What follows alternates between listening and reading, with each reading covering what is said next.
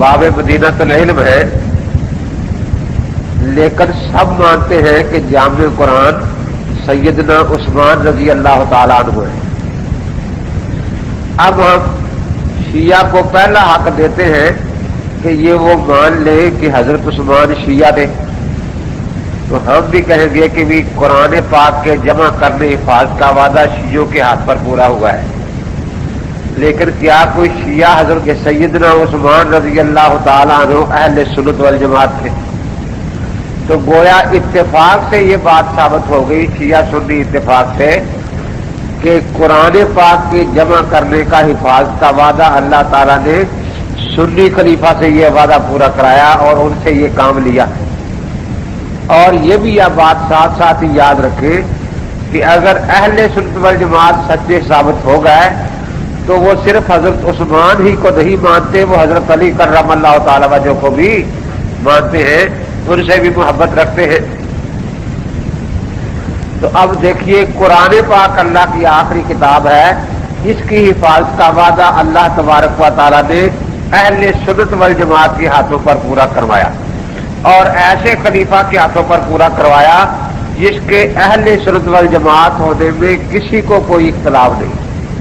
अगर सैयदना अली कर्रमल्लाहु ताला वजह जमा फरमाते तो हम कहते कि वो अहले सुन्नत वल जमात है, वो कहते वो शिया है, तो झगड़ा बढ़ जाता ना।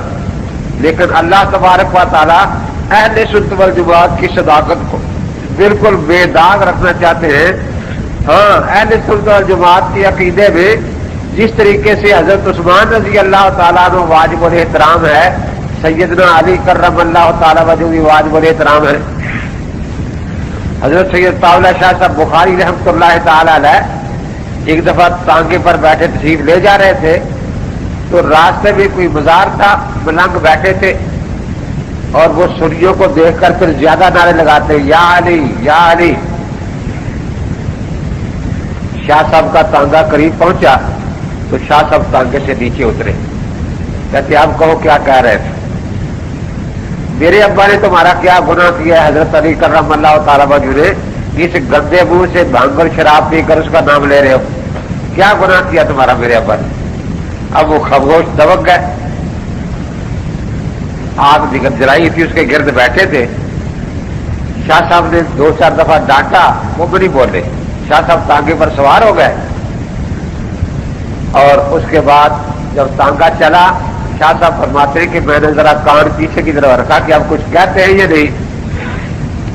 तो कहने लगे, थोड़ी जब मैं तांगा दूर थोड़ा गया, कहने लगे कि सुन्नी जल गया है अली के नाम से, सुन्नी अली के नाम से जल गया है। शाह साहब ने फरमाया कि कब वक्त तो धुएं पर तुम बैठे हो, जल मैं गया हूं, आग पर तो तुम बैठे हो। हमारा तो अकीदा है सुन्नी अली की शान बढ़े, सुन्नी का ईमान बढ़े। हम तो हजरत अली कर्रमल्लाहु ताला की शान के कायल हैं। इसी पर एक वाकया और याद आया, ये जहांगीर ने जब नूर जहां से शादी कर ली तो नूर जहां शिया थी। अब नूर जहां की कोशिश ये थी कि जहांगीर शिया होने का ऐलान करे। इसने ईरान लिखा कि कोई बहुत बड़ा मुनाजिर भेजो ताकि यहां मुनाजरा हो। यहां के अहले सुन्नत वल जमात उलमा में कुछ परेशानी हुई कि एक तो है कि इल्मी तौर पर मुनाजरा हो, लेकिन यहां तो सारा दखल नूर जहां का होगा, वो कोई बात तो सही करने नहीं देगी, इसलिए काम खराब है। लेकिन अल्लाह ताला ने अजीब इंतजाम फरमाया। नूर जहां ने ये लिखा कि जो मुनाजर आए वो 1 हफ्ता पूरा लाहौर में क्याम करे और वहां सुन्नी उलमा से छेड़छाड़ करे, फिर 1 हफ्ता दिल्ली क्याम करे, वहां छेड़छाड़ करे, ताकि आगरे तक पहुंचते हुए जहां मुनाजरा होना था, हुकूमत के जोर से इतना उसका रोक फैला दिया जाए कि इसके सामने कोई बात नहीं कर सकता। अब वो लाहौर पहुंचा, रात रहा, सुबह उसने कहा कि भाई कोई सुन्नी बुजुर्ग हो। अब वो भी पहचानते हैं ना कि उलमा जो है वो तो बात का जवाब देते हैं, सूफिया कलाम ऐसी बातों में नहीं पड़ते। तो हजरत मीर असद ज़ंजानी रहमतुल्लाह ताला अलैह, मियां मीर के नाम से जो मशहूर है, ये उस वक्त हयात थे। उसने कहा कि वो सुन्नी बुजुर्ग हो तो जियारत के लिए जाना है। اس سے ایک تو سنی اور مائل ہوئے کہ بھئی بہت اچھا آدمی ہے کہ دیکھو ہمارے بزرگوں سے ملتا ہے. سردی کا موسم تھا، حضرت دھوپ میں بیٹھے تھے باہر صحن میں، تو جب وہ داخل ہوئے تو حضرت نے مریدوں سے فرمایا کہ یہ جو لوگ آ رہے ہیں ان کا دل سیاہ ہے. خیر وہ آئے، آ کر بیٹھ گئے.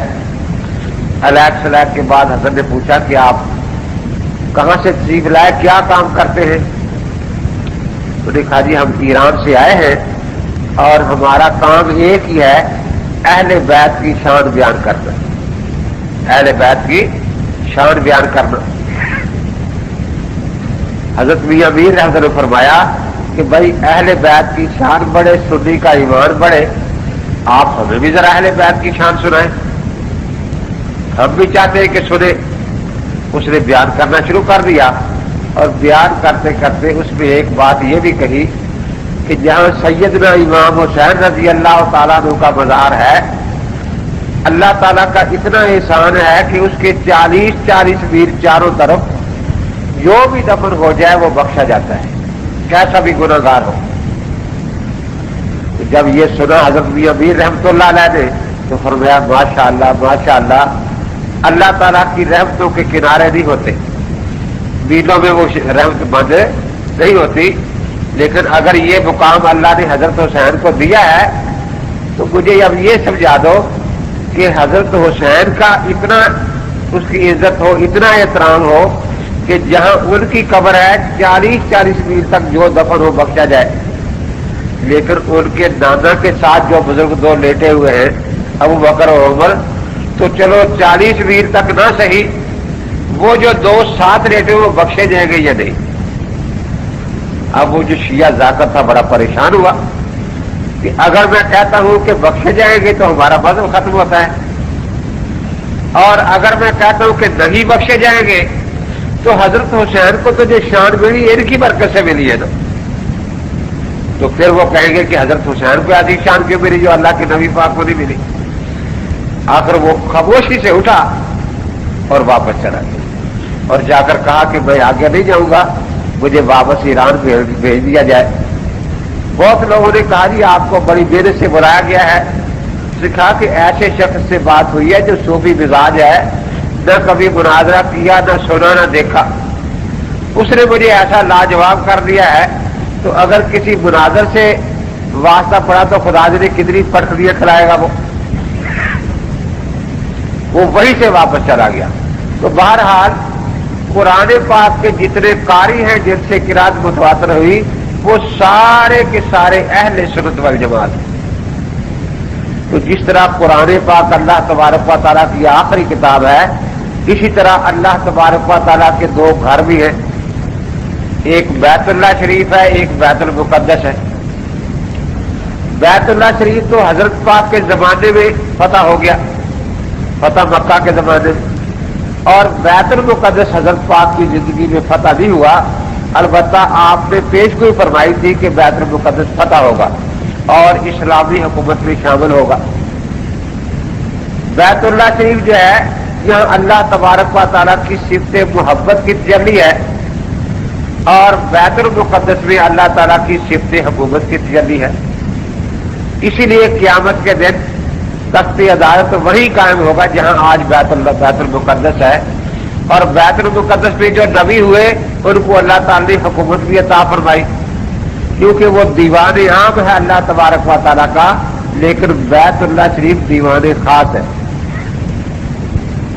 یہاں حضرت پاک صلی اللہ علیہ وسلم کو چند گھنٹوں کے لیے جنگ فاتحانہ داخلے کی اجازت تھی، ورنہ یہاں حضرت کو حکومت بھی عطا نہیں فرمائی گئی، مدینہ منورہ آ کے حکومت عطا فرمائی گئی.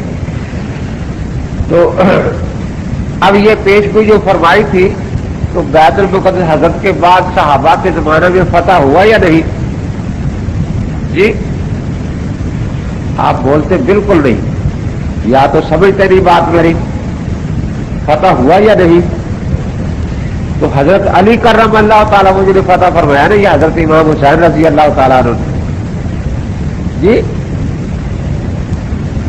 یہ حضرات بھی فتح کر سکتے تھے یا نہیں؟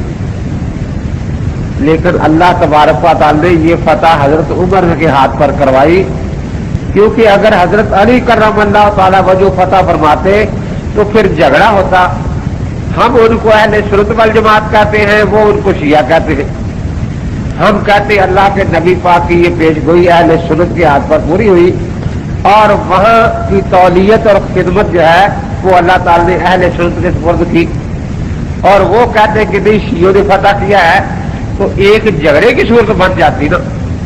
لیکن اللہ تبارک و تعالی اہل سنت والجماعت کی دلیل کو بالکل بے داغ رکھنا چاہتے ہیں، اس لیے یہ کام جو ہے یہ حضرت عمر رضی اللہ تعالی سے لیا، ان کی ہاتھوں پر بیت المقدس فتح ہوئی، اس لیے اللہ نے اپنا گھر جن کے حوالے کیا تو وہ سچی جماعت ہے یا جھوٹی جماعت ہے؟ اسی طرح بیت اللہ شریف کی تولیت کا شرف سنت والجماعت کو رہا، تو اللہ نے اپنی کتاب کی حفاظت یہ بھی اہل سنت والجماعت سے کرائی۔ اللہ تبارک و تعالی نے اپنے دونوں گھروں کی حفاظت بھی اہل سنت والجماعت سے کروائی۔ اور پھر حضرت پاک جو خدا کے آخری نبی تھے، آپ کا جب وصال ہوا تو آپ کس شہر میں آپ کا مزار پاک ہے؟ مدینہ منورہ میں، سیدہ فاطمہ رضی اللہ تعالیٰ عنہ کے حجرہ میں۔ جی سیدہ فاطمہ کے حجرہ میں نہیں ہے، وہاں بھی دفن حجرہ مزار بن سکتا تھا یا نہیں؟ سیدہ سے کتنی محبت تھی حضرت کو، جب کہیں سفر پر تشریف لے جاتے تو سب سے آخر میں سیدہ سے ملتے، اور جب تشریف لاتے تو سب سے پہلے سیدہ سے ملاقات فرماتے۔ لیکن مزار وہاں نہیں بنا، ان کے حجرے میں بنا، سیدہ عائشہ رضی اللہ تعالیٰ عنہ کے حجرہ میں۔ اگر وہاں بنتا تو شیعہ کہتے کہ اللہ کے نبی ہمارے گھر آرام فرما رہے۔ اب سیدہ عائشہ رضی اللہ تعالیٰ عنہ کے بارے میں ہم کہتے ہیں کہ آپ مان لیں کہ وہ شیعہ تھی، وہ کہتے نہیں وہ تو سنیوں کی ماں ہے۔ ہم بھی کہتے ہیں الحمدللہ سیدہ ہماری ماں ہے، ام المومنین ہے، تو حضرت کے گھر آرام، حضرت نے قیامت تک کے لیے آرام کے لیے اللہ نے ان کو جگہ سنیوں کا گھر عطا فرمایا، جس سے حالانکہ آپ نے قرآن پاک میں پڑھا ہے کہ منافق تو مسجد بھی بنا لے تو اللہ تعالیٰ وہاں قدم رکھنے کی اجازت نبی پاک کو نہیں دیتے کہ ان کی مسجد میں بھی نہ جائے۔ اگر سیدہ عائشہ رضی اللہ تعالیٰ عنہ معاذ اللہ منافقہ ہوتی تو کبھی بھی اللہ تبارک و تعالیٰ اپنے پاک پیغمبر کو قیامت تک یہاں آرام کے لیے موقع نہ دیتے۔ تو یقیناً جہاں اللہ کے نبی آرام فرما ہے وہ سنیوں کا گھر ہے۔ وہ کن کا گھر ہے؟ تو قیامت تک حضرت نے سنیوں کے گھر کو پسند فرمایا، تو پتہ چلا کہ اہل سنت والجماعت سچی جماعت ہے۔ اور پھر یہ بھی آپ نے سنا ہے کہ وہاں حضرت کا اکیلا حضرت پاک کا مزار نہیں ہے، تو اور بھی قبریں ہیں نا، ایک سیدنا حسن رضی اللہ تعالیٰ عنہ کی اور ایک سیدنا حسین رضی اللہ تعالیٰ عنہ کی، ایسا ہی ہے نا جی؟ کن کی ہے؟ حضرت ابو بکر صدیق رضی اللہ تعالیٰ عنہ اور حضرت عمر فاروق رضی اللہ تعالیٰ عنہ کی۔ یہ جو جنت کے نوجوانوں کے سردار ہیں، شہزادے ہیں حضرات حسنین کریمین، ان کی قبر بھی وہاں بن سکتی تھی یا نہیں بن سکتی تھی؟ بن سکتی تھی، لیکن اگر ان کی قبر وہاں بن جاتی تو شیعہ کہتے کہ نبی پاک کے پہرے دار شیعہ ہے، اور سنی کہتے کہ نبی پاک کے پہرے دار سنی ہے۔ لیکن وہاں اللہ تبارک و تعالی نے موقع کن کو دیا؟ ابو بکر صدیق رضی اللہ تعالیٰ عنہ کو اور حضرت عمر رضی اللہ تعالیٰ عنہ کو۔ اب ہم انہیں کہتے ہیں کہ چلو آپ مان لیں کہ ابو بکر صدیق شیعہ تھے، عمر فاروق شیعہ تھے، تو ہم یہ لکھ کر دے دیں گے کہ اللہ کے نبی کے پہرے دار شیعہ ہے، لیکن وہ یہ بات ماننے کو تیار نہیں۔ وہ کہتے ہیں ابو بکر صدیق بھی اہل سنت والجماعت ہے اور عمر فاروق بھی اہل سنت والجماعت ہے۔ تو معلوم ہوا کہ اللہ کے نبی پاک سنیوں کے گھر آرام فرما ہے اور سنی ہی آپ کے پہرا دار ہے۔ تو اللہ نے اپنی کتاب بھی سنیوں کے سپرد کی، ان سے حفاظت کروائی، میں ایک دن اکالے میں جامعہ عثمانیہ میں گول چوک میں نماز پڑھنے گیا، عصر کی جماعت ہو چکی تھی، تو میں نماز پڑھ رہا ہوں، 10-12 آدمی خطیب صاحب کے پاس بیٹھے، تو سارے مجھے دیکھنے لگے۔ میں نے نماز پڑھی، ایک آدمی آیا کہ آپ کو خطیب صاحب بلا رہے ہیں۔ میں گیا، دیکھا کہ یہ 12 کلرک ہے ایک دفتر کے، اور یہ انہوں نے ایک تحریر لکھ کر دے دی ہوئی ہے، لکھا ہوا ہے کہ شیعوں میں کوئی حافظ قرآن نہیں ہوتا۔ انہوں نے کہا کہ ہم دکھائیں گے۔ انہوں نے لکھ دیا کہ اگر آپ حافظ قرآن ہمیں لا دیں شیعہ تو ہم شیعہ ہو جائیں گے۔ انہوں نے لکھا اگر ہم نہ لا سکے ہم سنی ہو جائیں گے۔ میں نے کہا یہ تو کچھ شرعی مسئلہ تو نہیں ہے، مناظرہ میں نے کہا رکھ رہا ہوں تو کسی مناظر سے پہلے پوچھ لیجیے کس مسئلے پر رکھ دیں۔ اب وہ ہمیں تنگ کر رہے ہیں، میرے خیال سے میں تمہاری جان چھڑا دوں جا کے وہاں، لیکن آئندہ ایسی جہالت کی باتیں بات کرتے ہیں۔ ایک آدمی میرے پاس آیا، بھی مناظرہ رکھا عیسائیوں سے، کس موضوع پر؟ کہ عیسائی قرآن پاک سے حضرت عیسیٰ علیہ السلام کی والدہ کا نام دکھائیں گے، اور ہم انجیل سے اپنے نبی پاک کی والدہ کا نام دکھائیں گے۔ یہ تو غلط بات ہے، ان کی والدہ کا نام اس لیے لکھا گیا کہ والد تھے نہیں، ضرورت کے مطابق لکھا گیا۔ وہ خدا کا بیٹا مان کر بتایا کہ نہیں مریم کا بیٹا ہے، اور یہاں ضرورت ہی نہیں تھی۔ تو بعض اس طرح کی جہالت کی باتیں کر لیتے ہیں نا۔ میرے خیال اب تو میں تمہاری جان اس دفعہ چھڑا دیتا ہوں ان سے، اور چلے گئے۔ وہ پورے کے راہ اچھے تھے، ان کے صدر نے جب مجھے دیکھا تو دور سے بھاگا ہوا آیا کہ جی مناظرہ تو یہاں نہیں ہے۔ میرے کہا مناظرہ نہیں ہے، ویسے میرے کہا میں بھی آگے ہوں کچھ سنو لوگ اکٹھے ہیں وہاں کہ جی مناظرہ بالکل نہیں ہے۔ میرے کہا ٹھیک ہے۔ خیر ہم پہنچے، جب میں بیٹھا جا کے تو وہ کہنے لگا جی تحریر پڑھ لے پہلے۔ میں نے کہا آپ سنا دیں، سب سن لیتے۔ انہوں نے سنا دیا کہ دیکھو جی انہوں نے لکھ کر دیا ہے کہ اگر شیعوں میں کوئی حافظ قرآن ہو تو وہ یہ شیعہ ہو جائے گا۔ اور یہ دو آپ کے سامنے بیٹھے ہیں، ایک ہم لاہور سے لائے ہیں جامعہ المنتظر سے، اور ایک حیدرآباد جنگ سے۔ تو میں نے کہا کہ یہ اس کی کیا ضمانت ہے کہ یہ شیعہ ہے؟ اسے تو سنیوں کو کہہ دے کہ کسی سنی کو لے آؤ تم، اور کہتے اس کی آپ تحقیق کر لیں کہ یہ شیعہ ہے یا سنی ہے۔ تو میں نے ان دونوں کے سامنے ایک کاغذ رکھا کہ آپ لکھیں یہاں کہ ہم شیعہ ہیں، ہمارا اس قرآن پاک پر بالکل ایمان نہیں۔ اب وہ سارے چیخنے لگے کہ دیکھو جی وہ کہتے تھے کہ شیعوں میں حافظ قرآن کو نہیں ہو سکتا، اور یہ آ گیا کہتا ہے شیعوں کا قرآن پر ایمان ہی نہیں۔ میری کبھی جتنا اسے کسی کا علم اتنی بات کرتا ہے نا، ان کو اتنی بات کا علم تھا، مجھے اس بات کا علم ہے کہ شیعہ کا ایمان پر قرآن میں ہے نہ ہو سکتا ہے۔ میں نے کہا لکھو، میں پتہ لگے آپ شیعہ ہے یا نہیں۔ اب ادھر تو شور مچ گیا، وہ آپ سے کہے کہ یہ نئی بات چھڑ گئی۔ ادھر وہ جو دونوں حافظ تھے وہ مجھے ایسا ایسا پوچھتے ہیں آپ کون سی سورت سنیں گے؟ ایک دوسرا کہتا جی کس پارے کا آپ رکوع سنیں گے؟ میرے کہا تحریر میں سورت لکھا ہے، رکوع قرآن لکھا ہے، قرآن۔ آپ کو آگے مسلح پر کھڑے کریں گے، پیچھے 10 حافظ سنی کھڑے ہوں گے، اور پورا قرآن آپ کو سنانا ہوگا۔ اب جب میں نے یہ کہا وہ کہتے ہمیں نہیں آتا۔ میں نے کہا پورے قرآن کی بات، یہ قرآن کا لفظ لکھا ہوا ہے، تم آگے کھڑے ہو گے، پیچھے 10 سنی حافظ کھڑے ہوں گے، پورا قرآن سنا۔ وہ اٹھ کے چل دیے، کہتے ہم نہیں ہیں سنا سکتے، ہم نہیں سنا سکتے، ہم نہیں سنا سکتے۔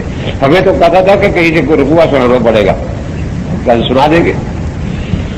اب وہ شیعہ ان کی منتیں کریں کہ 2 منٹ بیٹھو تو صحیح، کہتے بیٹھے کہتے یہ کہتا مسلح پر کھڑے کر کے سننا ہے اور پورا قرآن سننا ہے، ہم نہیں سنا سکتے، ہم نہیں سنا سکتے۔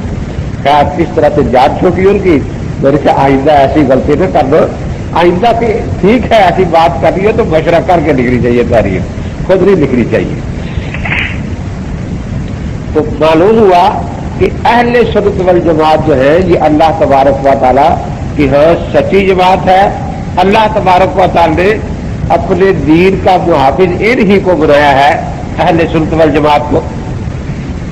اب دیکھیے جب اہل سنت والجماعت سچے ہو گئے تو سیدہ صرف سیدہ عائشہ نہیں، سیدہ فاطمہ بھی ہمارے ایمان کی جان ہے، صرف حضرت عثمان ہی نہیں، سیدنا علی کرم اللہ تعالیٰ عنہ بھی ہماری آنکھوں کی ٹھنڈک ہے، صرف حضرت عمر اور حضرت ابو بکر صدیق رضی اللہ تعالیٰ عنہ نہیں، حضرات حسنین کریمین جو ہیں وہ بھی ہمارے سر کے تاج ہیں۔ تو اس لیے جب اہل سنت والجماعت سچے ہو گئے تو سب کی سچائی بھی ثابت ہو گئی۔ ایک دفعہ لکھنؤ میں ان کی چونکہ تعداد زیادہ تھی روافت کی، انہوں نے قضا صحابہ اجتہادی شروع کر دی، قضا صحابہ کو برا بھلا کہنا۔ تو آخر ایک جگہ لڑائی ہو گئی، عدالت کا کیس چلا گیا، انہوں نے عدالت میں درخواست دی کہ دیکھیے انگریزی قانون یہ ہے کہ ہر شخص کو مذہبی آزادی حاصل ہے، کسی کے مذہب میں کوئی کام اچھا ہو، عبادت ہو، ثواب ملتا ہے، اس کو ثواب کمانا جائز ہے۔ جس طرح سنی قرآن پاک کی تلاوت کرتے ہیں ان کو ثواب ملتا ہے، تو قانون ان کو قرآن پاک کی تلاوت سے روکتا نہیں، کیونکہ وہ اپنی عبادت کر رہے ہیں، یہ نفل پڑھ رہے ہیں، ان کو ثواب ملتا ہے، تو کوئی قانون ان کو نفل پڑھنے سے روکے گا؟ یہ درود پاک پڑھ رہے ہو، کلمہ شریف کا ذکر کر رہے ہو، تو ان کو ثواب ملتا ہے نا، کیونکہ ان کے مذہب میں یہ باعث ثواب چیز ہے۔ اس لیے کوئی قانون ان کو روک نہیں سکتا۔ جس طرح ان کو قرآن پاک پڑھنے پر ثواب ملتا ہے، درود شریف پڑھنے پر ثواب ملتا ہے، ہمارا مذہب عقیدہ یہ ہے کہ صحابہ کو گالی دینے پر ہمیں بھی ثواب ملتا ہے۔ تو جب ان کو ثواب کے کام سے قانون نہیں روکتا تو ہمیں کس لیے روکا جاتا ہے؟ اب قانون کے مطابق یہ درخواست انہوں نے لے لی اور تاریخ دے کہ بھئی فلاں تاریخ کو سنی پیش کر جواب دعویٰ پیش کریں۔ سب اخبارات میں بات آ گئی، ملک میں شور مچ گیا۔ حضرت امیر شریف سید عطا اللہ شاہ صاحب بخاری رحمۃ اللہ تعالی علیہ فقہ حنفی کا مشہور فتاوی برہنہ لے کر پہنچ گئے، بڑی دنیا تھی، جج نے درخواست سنائی کہ بھئی یہ درخواست ہے اور یہ واقعی قانون ہے گورنمنٹ کا کہ کسی کو اس کی عبادت سے روکا نہیں جا سکتا، اس لیے قانونی طور پر اگر واقعتاً یہ ان کے مذہب میں عبادت ہے تو ان کو روکا نہیں جا سکتا۔ اب سنی جواب دے کہ کیا کریں، قانون کے مطابق ان کو اجازت ملنی چاہیے، سنی کیوں روکتے ہیں؟ تو شاہ صاحب نے فرمایا کہ ہم بالکل نہیں روکیں گے، ان کے مذہب تو آپ نے سن لیا، یہ ہمارا مذہبی پڑھنے فتاوی برہنہ میں وہاں لکھا تھا کہ جو صحابہ کو گالی بکے اس کو قتل کرنا ثواب ہے، کہ یہ اپنا ثواب کمائیں گے، ہم اپنا ثواب کمائیں گے، قانون نہ ہمیں روکے گا نہ ان کو روکے گا، کیونکہ ثواب کمانے سے قانون روکتا۔ جب جج نے فتاوی برہنہ پڑھا اور پھر اس شیعہ کو دیا وکیل کو کہ بھئی یہ دیکھ لو، اگر ثواب کمانے کا ہے تو وہ کہتے ہیں ہمیں بھی ثواب کا حق ملنا چاہیے کمانے کا، آپ اپنا ثواب کماتے رہیں گے، اپنا ثواب کماتے رہیں گے۔ اس کے بعد انہوں نے اپنی درخواست واپس لے لی کہ ہم اپنی درخواست واپس لے لیتے اور ہم یہ نہیں آپ سے مانگتے کہ ہمیں حق دیا جائے۔ تو چونکہ دنیا بہت تھی، پاکستان بننے سے بہت پہلے کی بات ہے، وہاں ایک ہندو تھا، وہ جج تھا اور یہ سنی آیا تھا کہ کیا شور ہے۔ اس نے کہا دونوں حضرات کو بلایا کہ آپ دونوں فریق ذرا بیٹھے، میں کچھ آپ سے باتیں پوچھنا چاہتا ہوں دین اسلام کے بارے میں۔ بیٹھ گئے دونوں طرف کے علماء، عوام بھی بیٹھ گئے۔ اس نے پوچھا کہ یہ بتاؤ کہ آپ دونوں فرقوں کا اتفاق ہے کہ حضرت محمد رسول اللہ صلی اللہ تعالی علیہ وسلم مکہ مکرمہ میں سیدہ آمنہ کے ہاں پیدا ہوئے تھے؟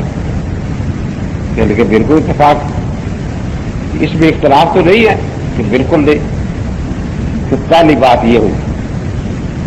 دوسری بات یہ کہ کیا واقعی آپ سب مانتے ہیں کہ رسول اقدس صلی اللہ تعالی علیہ وسلم نے 40 سال کی عمر میں اعلان فرمایا تھا کہ مجھے اللہ تعالی نے نبی بنایا ہے.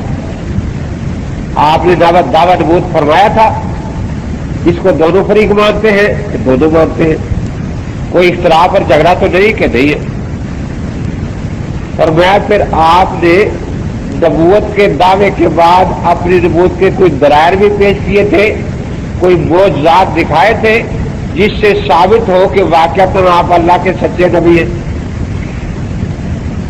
کہ بالکل دکھائے تھے. کہ دونوں فریق مانتے ہیں کہ حضرت پاک ذات ہے. انہوں نے کہا کہ ہم مانتے ہیں کہ حضرت پاک صاحب ایک وہ ذات ہے. کہ جب آپ کی نبوت دلیل سے ثابت ہو گئی تو کیا اللہ کی طرف سے لائی ہوئی تعلیمات بھی آپ نے امت کو سکھا دی تھی کہ بھئی میں یہ تعلیمات اللہ کی طرف سے لایا ہوں, یہ پیغامات اللہ تعالیٰ کے ہیں؟ انہوں نے کہا سکھا دی تھی. دیکھا یہ 4 باتیں ہوئی کہ حضرت دنیا میں پیدا ہوئے, حضرت نے دعویٰ نبوت فرمایا, حضرت نے معجزات دکھایا جو آپ کے دعویٰ نبوت کی دلیل تھی, پھر آپ نے اللہ کی طرف سے یہی تعلیمات بھی امت کو دے دی. ٹھیک ہے. کہا یہ آپ کو یہ چیزیں کہاں سے ملی ساری؟ حضرت کا پیدا ہونا صحابہ نے بیان فرمایا ہے نا, ان سے آگے بات کری نا. سارا مدار تو صحابہ پر ہے. اگر صحابہ سچے ہیں تو پھر ان کی یہ بات ہر واقعی, یہ کوئی فرضی نام نہیں ہے. حضرت پاک دنیا میں پیدا ہوئے تھے. اور اگر معاذ اللہ صحابہ کرام جھوٹے ہیں تو پھر تو سرے سے یہی تم ثابت نہیں کر سکتے کہ حضور پاک دنیا میں پیدا ہوئے تھے. کوئی یہ کہے کہ یہ فرضی نام رکھا ہوا ہے بس, اور آپ کا دعویٰ نبوت سن کر آپ پر ایمان لانے والے یہ بتانے والے کہ ہم نے حضرت سے دعویٰ نبوت سنا ہے وہ بھی صحابہ ہے نا. اب جو جماعت صحابہ کو سچا مانتی ہے تو سچے کی گواہی دنیا اور آخرت ہر جگہ قبول کی جاتی ہے. تو سنیوں کو تو پورا حق ہے کہ وہ یہ دعویٰ کرے کہ حضور پاک صلی اللہ تعالی علیہ وسلم نے دعویٰ نبوت فرمایا تھا, کیونکہ یہ صحابہ کو سچے مانتے ہیں اس لیے ان کو حق ہے. لیکن جو صحابہ کرام کو سچے نہیں مانتے ان کو تو اس دعوے کا حق ہی نہیں, کیونکہ جن لوگوں نے یہ دعویٰ اپنے کانوں سے سنا وہ سارے جھوٹے تھے معاذ اللہ, اور ان سے ہی آگے چلا نا. اور جھوٹوں کی گواہی نہ دنیا میں قبول ہے نہ آخرت میں قبول ہے. پھر حضرت پاک نے جو معجزات دکھائے ان معجزات کو دیکھ کر جو لوگ ان معجزات پر ایمان لائے وہ وہی صحابہ کرام ہی تھے یا کوئی اور تھے؟ یہ صحابہ کرام تھے. تو اللہ کے نبی کے معجزات جو ہیں وہ صحابہ کرام نے آگے امت کو پہنچائے ہیں. اگر صحابہ کرام سچے ہیں تو سچوں کی گواہی قبول ہے, اور اگر معاذ اللہ صحابہ کرام ہی جھوٹے ہیں تو پھر تو اللہ کے نبی کا کوئی معجزہ آپ ثابت نہیں کر سکتے نہیں, اور یہ آپ نہیں بتا سکتے کہ آپ کے نبی کی نبوت کسی دلیل سے ثابت ہوئی ہے. پھر جو آپ نے تعلیمات دی وہ تعلیمات صحابہ نے آپ سے سیکھی نا, اور ساری امت ان تعلیمات میں صحابہ کی محتاج ہے. اب اگر صحابہ کرام سچے ہیں تو پھر تو وہ تعلیمات صحابہ کے ذریعے سچے صحابہ سے سچے لوگوں کے ذریعے امت کو پہنچ گئی, اور ہم کہہ سکتے ہیں کہ یہ تعلیمات واقعتاً حضرت محمد رسول اللہ صلی اللہ تعالی علیہ وسلم کی ہے. اور اگر صحابہ کرام معاذ اللہ سچے نہیں تو پھر تو آپ کی تعلیمات امت کے پاس نہیں پہنچ سکی, کیونکہ جھوٹوں کے ذریعے جو بات پہنچتی ہے وہ قابل اعتبار اور قابل اعتماد نہیں ہوتی. تو اگر صحابہ کرام کو معاذ اللہ جھوٹا مان لیا جائے تو قرآن یا تعلیمات نبوت تو کجا, دلائل نبوت تو کجا, دعوی نبوت تو کجا, حضرت پاک کا پیدائش ہی حضرت پاک کی ثابت نہیں ہوتی کہ دنیا میں پیدا ہوئے تھے یا نہیں. تو ایک رافضی کھڑا ہوا, اس نے کہا کہ ہم سب صحابہ کو جھوٹا نہیں کہتے. 4-5 صحابہ جو تھے نا وہ सच पर रहे। सिखा पहली बात तो ये कि अगर हम मान ही कि 4-5 सहाबा आपके यहाँ सच पर रहे तो 4-5 की रवायत मुतवातर नहीं हुआ करती, और दीन में तवातर की जरूरत है। तो सुन्नी तो अपने दीन को तवातर से साबित करेंगे कि यह बात मुतवातिरात में से कि हजूर पाक दुनिया में पैदा हुए, ये बात मुतवातिरात में से है कि हजरत पाक ने दावा नबूवत फरमाया, ये बात मुतवातिरात में से है कि हजरत पाक ने मोजज़ात दिखाए, और ये भी मुतवातिरात में से जो आपकी तालीमात मुझ को पहुंची। और अगर वो 4-5 मान ही लिए जाए कि वो सच्चे थे तो इसका मतलब है कि तवातर नहीं है, और तवातर के अलावा दीन पर यकीन नहीं हो सकता। लेकिन ये भी इस सूरत में है कि जब मान लिया जाए कि वो 5 सहाबा सच बोलते थे। लेकिन उस हिंदू ने कहा कि मैंने जहां तक मुतालिया किया आपके मजहब का, उसमें यह है कि आपके यहां सारे सहाबा झूठ बोलते थे, एक भी सच बोलने वाला नहीं था। तो इसमें तफसील आपके यहां एक है कि सहाबा में हजरत पाक के बाद 2 जमातें बन गई थी। एक बहुत बड़ी जमात जो अबू बकर सिद्दीक रजी अल्लाह तआला के साथ थी, और एक ये 2-4 की जमात जो हजरत अली करमल्लाहु तआला वजहू के साथ थी। आपकी किताबों से पता चलता है कि सिद्दीक अकबर के सारे साथी जो थे वो भी माज़ अल्लाह झूठ बोलते थे, लेकिन फर्क ये था कि वो झूठ को गुनाह समझते थे, निफाक समझते थे। और हजरत अली करमल्लाहु तआला के 2-4 साथी भी झूठ बोलते थे, लेकिन ये इबादत समझकर झूठ बोलते थे, सवाब समझकर झूठ बोलते थे, क्योंकि उनके यहाँ तकिया बहुत बड़ी बात है। ला दीन लिमन ला तकिया लहू, कि जो तकिया न करे उसका दीन ही नहीं। तीसरा इशारे दीन फिर तकिया के दीन के अगर 10 हिस्से हो तो 9 हिस्से तकिया में है। तो वो अब इनके झूठ का नाम आपके यहाँ निफाक है, अबू बकर सिद्दीक उनके साथियों के झूठ का नाम, और उनके झूठ का नाम आपके यहाँ तकिया है। तो मेरे वो कहने लगा कि इससे पता चला कि आप अपने मजहब को छुपा रहे हैं, वरना आपके नजदीक एक सहाबी भी सच बोलने वाला नहीं था। सहाबा की बड़ी जमात भी झूठ बोलती थी, लेकिन उसको गुनाह समझती थी, और आप उस झूठ का नाम निफाक रखते हैं। और वो छोटी जमात थी वो भी झूठ बोलती थी, लेकिन उस झूठ को इबादत समझती थी, उसका नाम आपने तकिया रखा हुआ है। तो जब आपके यहाँ एक सहाबी भी सच बोलने वाला नहीं, तो आपको कोई हक नहीं आप दुनिया के सामने कहें कि हजूर पाक दुनिया में पैदा हुए थे। आपको कोई हक नहीं कि आप ये लोगों को बताएं कि हजरत पाक ने 40 साल की उम्र में दावा नबूवत फरमाया था। आपको कोई हक नहीं कि आप ये कहें कि हजरत पाक ने मोजज़ात दिखाए थे। आपको कोई हक नहीं कि आप हजरत पाक की तालीमात का नाम लें। अब वहां सारे लाजवाब थे। एक और खड़ा हो गया, उसने कहा कि एक बात मैंने भी समझ ली है, आप हजरत अली करमल्लाहु तआला वजहू को मानते हैं ना? जी हाँ। उसने कहा कि हजरत अली करमल्लाहु तआला वजहू का ईमान आप साबित कर सकते हैं, उनका तरीका नमाज आप साबित कर सकते हैं। क्यों? जो इन लोगों के सामने ज़ाहिर किया वो सुन्नियों वाला है, जो नमाज वो पढ़ते थे वो सुन्नियों वाली है, इनके पीछे नमाज पढ़ते रहे। वो इस पर एक लतीफा तारीख में लिखा है कि एक गांव में कुछ राफजी थे, कुछ सुन्नी थे। अब ये सुबह उठकर जो उनका मुअज्जिन था ना, वो तबर्राबाजी शुरू कर देता, साहबा को बुरा भला कहता। सुन्नियों के 4 लड़के नौजवान इकट्ठे हुए कि रोज सुन सुन के तंग आ गए हैं, चलो देखा जाएगा, हमें कत्ल ही कर देंगे ना मुकाबले में, इसका तो सत्यानाश करें आज। वो जाके उस्तरे चारों लेकर उस्तरे और छुप कर बैठ गया। اب آدھی وہ اذان بھی فجر سے پہلے دیتے ہیں نا.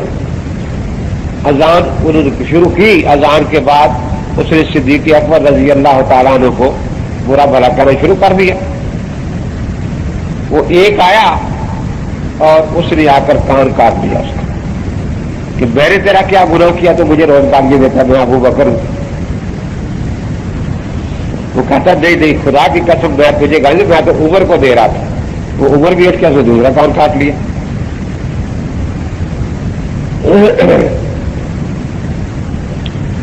اس کے بعد کہتا میں تو عثمان کو گالی دے رہا تھا. عثمان آیا، اس نے دونوں آنکھوں میں اس طرح مار دیا. اب جب تینوں نے اپنا بدلہ لے لیا، یا مولا علی مدد، علی بھی بیٹھا تھا، اس نے آ کر ناک کاٹ اور کہا مجھے شرم نہیں آتی، میں نے ان کے پیچھے ساری عمر نمازیں پڑھی ہے، تو میرے اماموں کی توہین کرتا ہے. یہ کوئی میرا ہمزلف ہے، کوئی میرا داماد ہے ان میں، اور تو میرے دامادوں اور ہمزلفوں کی توہین کرتا ہے. خیر اب یہ ایسا ڈرا کسی صف میں چھپ گیا، جا کے دن چڑھا کو دو چار آدمی ہے، نماز تو وہ پڑھتے نہیں. دیکھا کہ مسجد میں خون ہی خون ہے. امام صاحب کہاں ہیں؟ مؤذن صاحب کوئی کہے کہ اذان تو سنی تھی، پھر آواز سنی نہیں کوئی. اب انہوں نے جو دیکھا ادھر تو ایک صف میں لپیٹ کر چھپا ہوا ہے.